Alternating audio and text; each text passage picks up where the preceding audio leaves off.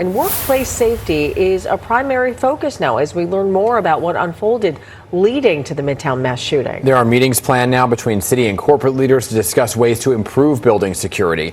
Technology expert Ryan Petty became a safety advocate after tragically losing his daughter Elena in the shooting at Marjorie Stoneman Douglas High School in Florida in 2018. And he joins us this morning to discuss what steps can be taken now to make buildings safer. So Ryan, thank you for being here this morning. Good morning, Dan. Good morning, Hazel.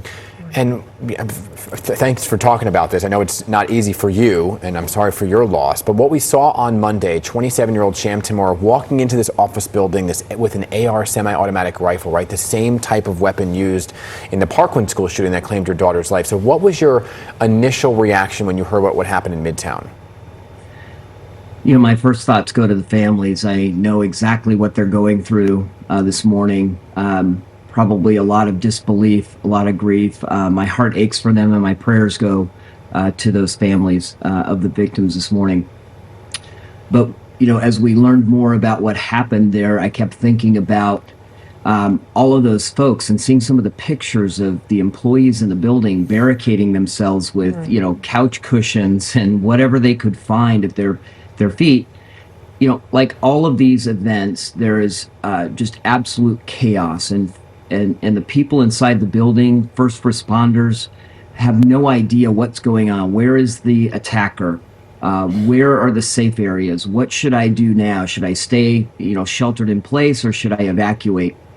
And I kept thinking, you know, as I've learned, right, seconds matter. Seconds save lives. So everything that we could do in a situation like this to give those folks the information they need to stay safe is critically important. Yeah. And I think it's long past time that more businesses and buildings, commercial buildings like this, have an emergency response system in place that can give people valuable information and save lives. Well, some people might jump to the possible solution that metal detectors should be installed. That maybe that's the first line of defense, but is that realistic?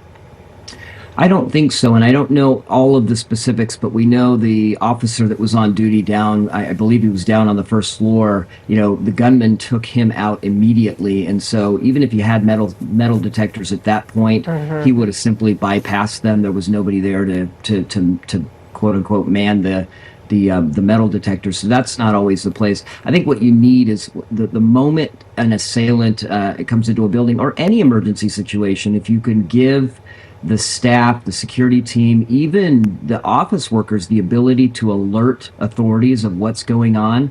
Hey, we've got a gunman here. This is the location, and get that information to as many people in that building as possible. I think that's the best way to protect them.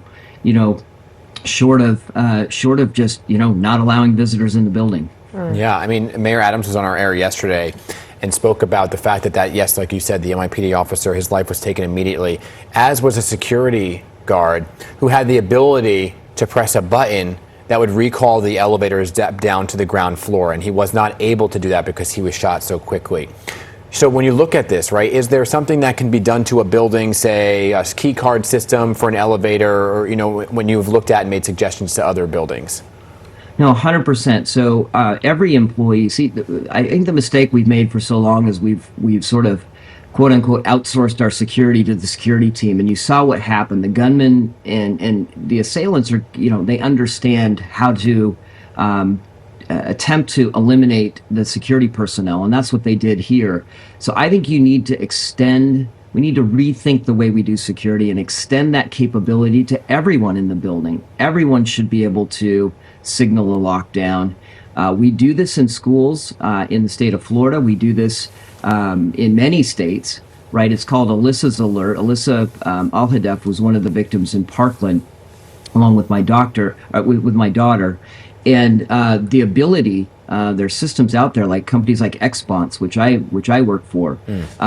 Every employee has an employee badge, and that badge should be capable of locking that building down immediately. How does it work exactly? You just scan it, or? Well, you scan it to get in the building, but when there's an emergency, there's a button on the badge that you can push. There's a button on the badge. Button on the badge. Three presses on the badge, and it immediately it locates you in the building, It sends the alert to first responders, and it turns on the security cameras so you can see what's going on in the building. And that information can be shared with employees and first responders. Yeah. So rather than barricading, the safest thing might be to get to a stairwell exit and get out of the building. Another response might be to shelter in place. So go, lock the doors to the office, get out of sight, and shelter in place.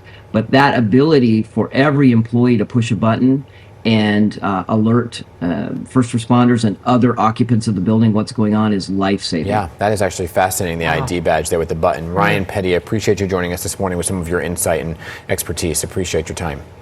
Thank you.